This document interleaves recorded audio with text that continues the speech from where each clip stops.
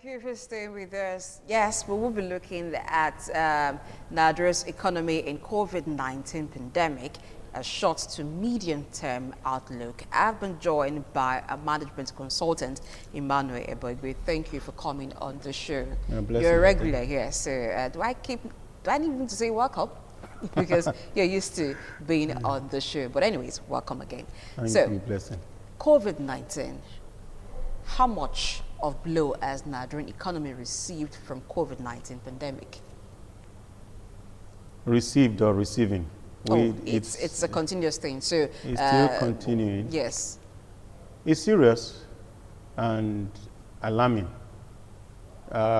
Most hit people who would need what we call subsistence economy, those who live hand to mouth, and it's estimated that about 87 million Nigerians are on that bracket, living below $2 per day. So that side of the economy is almost gone. Transportation, whether air, land, or form of transportation. The tourism industry, most manufacturing. So there is really no part of the economy that's immune. Yes, I know a couple of, say like 3% of the economy said the pandemic did not really affect them. You say like the medical industry, okay. You say it did not really affect them. That's selective. 5% will say, okay, it marginally affected them. Then about 93% of the economy was or is really affected adversely by the pandemic. So it's not a loss we can estimate here. It's an all-time highest loss and death. Of course, it's already suspected that the recession, we're just coming out of one. Yes. And we are going into another. Now, some would say post-COVID-19, what should be the plan to revamp the economy? But when is post-COVID-19? That's a question that nobody in the world currently has an answer to, because we don't know when the pandemic will be over. So would it be proper to start now to think of ways to revamp the economy, or we should just wait till everything is over and then the dust settles? No, absolutely. We can't wait till everything is over. By then, we'll all be, the whole economy will be gone. We would be working.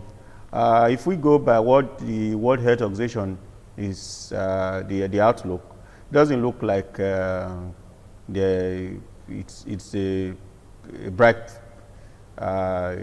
prediction. But we, from the management standpoint, won't tell you just throw your hands up in the air, go and sleep, do nothing. Maybe before you wake up, the whole of your business will be gone. So, yeah, the country is working. Countries of the world, they are opening. So we would be planning. Like I said earlier, the first step to take is to assess the real impact of the pandemic. That's the first step to take. Assess how badly did it deal with us. And of course, that is selective across the line. Okay. So that's the first step to take. The next step to take would be, what happened to the budget? Certainly by January 1, most companies announced a budget. What did happen to that budget now? You're certainly not realistic. So what could be done differently? Are we needing financing or needing restructuring? Those are some of the questions that you will begin to ask yourself internally. If you're needing financing, what is the volume of financing you will be needing, and what is the type? Of course, companies too would begin to look at, what's the new budget going to be like? Because there are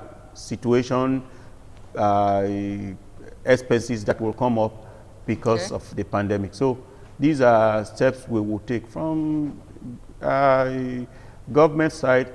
Of course, there is the fiscal policy stimulus bill going on. The details of it is not clear yet, but those are some of the steps that will be taken. Okay, let's take it first from government angle. In the course of Business Roundup, there's a story where farmers were complaining of how closure of hotels and other parts of the hospitality business is threatening their own business. And then they said that unless something urgent is done, we might just be facing hunger in the very near future. Okay, are there key sectors that would need urgent attention right now in the economy? And these sectors, would they also help to kickstart the economy? Absolutely. Take, for instance, agriculture. Absolutely. That was For the you to next do word. business, you need food. Yeah, that was the next word that was going to come out of my mouth. We need to take urgent steps to look at the agricultural sector now more than ever. Reason is, fear of food insufficiency just might be near the corner. We had a ban on certain food items shortly before now, and we are resolute on it. It looked like it was healing. It was showing signs of positive signs. Are we allowing those positive signs to just slip by? So those are some of the questions that we should begin to ask ourselves and provide, pragmatic answers to them now. There are other sectors of the economy. Yes, I know because of the medical advisory to tackling the pandemic, we're also mindful to minimize human traffic. Transport industry is the next to look at, because moving of goods and services from one point to the other will need to complement helping agriculture. And of course, tourism, it's another. Tourism. That is why hotels, would tourism, yeah, hospitality business. Hospitality business. So these are parts of sectors of subsectors of the economy that would be looked at immediately. What about manufacturing? Of course, too. Manufacturing would have to get along too. The reason is just that if you don't get people back to work on time, as carefully as we would want to gradually open the economy, the recession might really be hard on us. So that's why some sectors need to really be at their peak, if possible, right now, before others join in. Now let's look at the private sector. Now at the reopening, it is very possible that one of the things a lot of companies will do is lay off. Some companies may just jump off to lay off without even maybe trying to see if they can cope with cost, they can cope with maintaining overheads and everything, just to downsize. What do you think such companies should do? Should it be a thing like you begin to run first and then see how business goes? When business doesn't pick up for a long time, then you begin to consider, or how do you see that? Outright layoff? Well, the temptation to do that. I know there would be a great temptation to do that, but more matured management approach would also not advise that.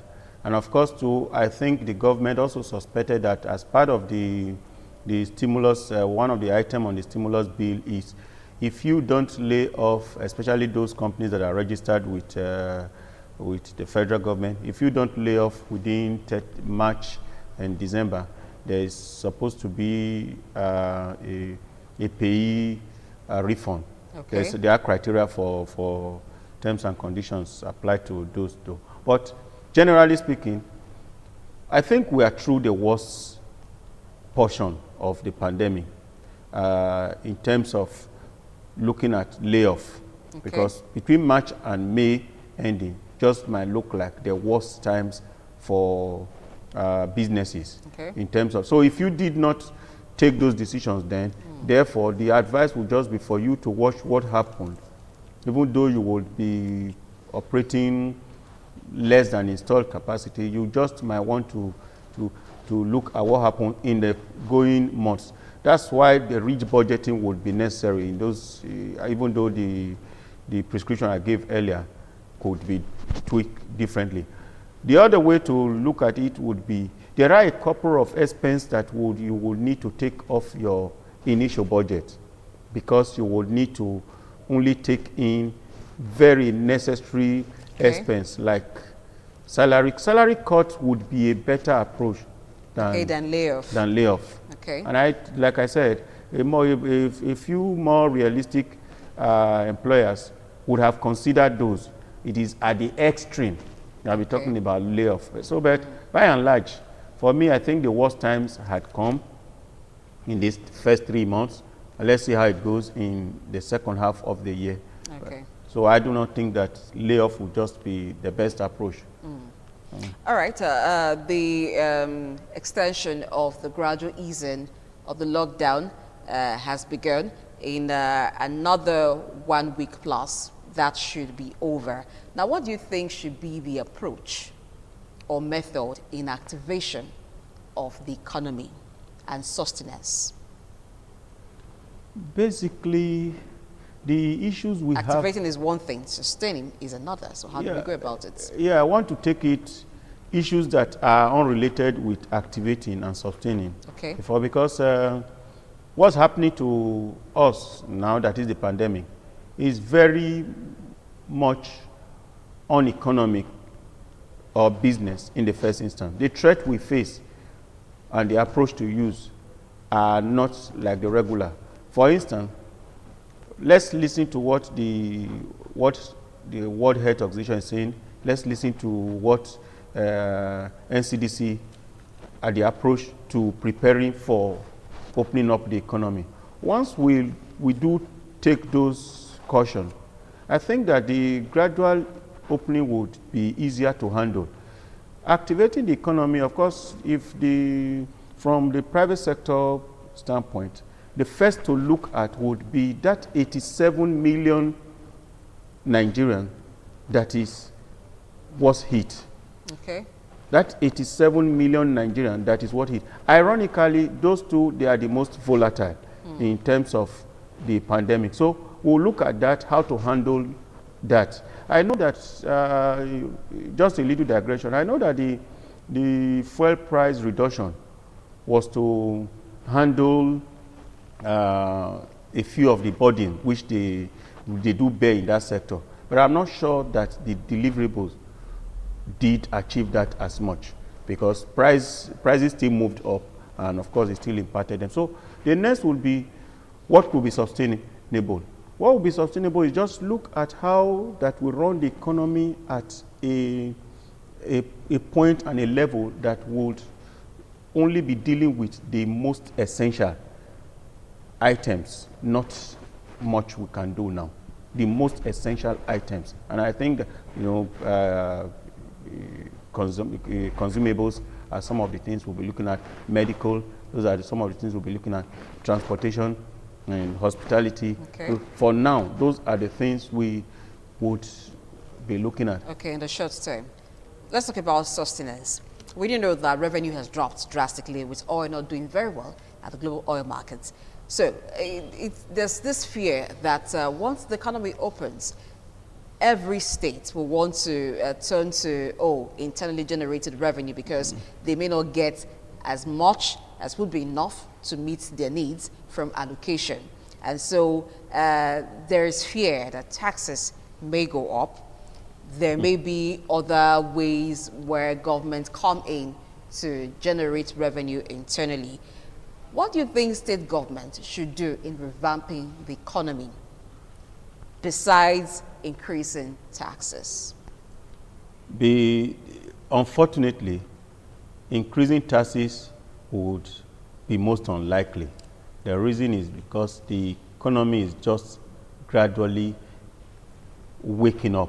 It's been sleeping, and we're afraid it will just all go comatose if we don't do something. So a different approach, an unconventional approach may be recommended, i.e., you're looking at restructuring a few financial terms for these businesses. That discussion might be on at some levels. We know that there was the SME stimulus package that was put in place. to get a lot more pragmatic about the management of it is also advisable, because if those stimulus package did not get to SMEs, we are not likely to get the expected benefit from it. So I think the government's direct involvement in seeing that SMEs take off well, sustain business well, those steps should be taken first before considering, tax increment. I don't think that tax increment would just be. Okay, now if that doesn't come, how would state governments just stay above water? We know that if there is no more allocation, or the allocation coming is not enough, very soon you will have issue of salaries being owed. So how would state governments just avoid bankruptcy? Blessing, let us... At the federal level, it may be easy for federal government to just stay afloat. But let's look at the state level now. We do not have everyone in the business sector. We have some on government payroll, and we have some government projects that businesses even benefit from. Now, if government at the state level is not getting fund, what do you think they can do to just stay afloat? Okay, I'm glad you know that when you say federal government, it would not be difficult for them. I also want to say that whatever the federal government is planning would rub off on the states. Having said that, the deficit in the budget is already handled. Okay. The 850 billion deficit is been taken up, and the expectation is that they get approval for local debt to finance that portion of deficit. If other deficit did, come up, like the stimulus bill is supposed to handle, particularly the COVID-related issues. So I do not expect that it will be as bad as is anticipated. Okay. But having said that, both the states should get as creative as the federal. Okay. You understand? In making sure that you look at the budget again. Okay. Having said that, there are a couple of some expense on the budget that may not receive attention. Okay. So can be carried forward to next year. So my fear basically is performance of the budget may not be as expected, but OE salary is not likely, would be counterproductive. Okay. Yeah. All right. Thank you very much. This is as much as time would allow us to do on the show today. Thank you very much, everybody, for coming on the show. Thank you, Blessing. Okay. OE salaries is something that nobody wants to hear at this time. So I think the word today is be creative as an individual, as government at all levels. Creative on ways to revamp the economy. I'm Blessing AHA. I'll see you next week. Bye.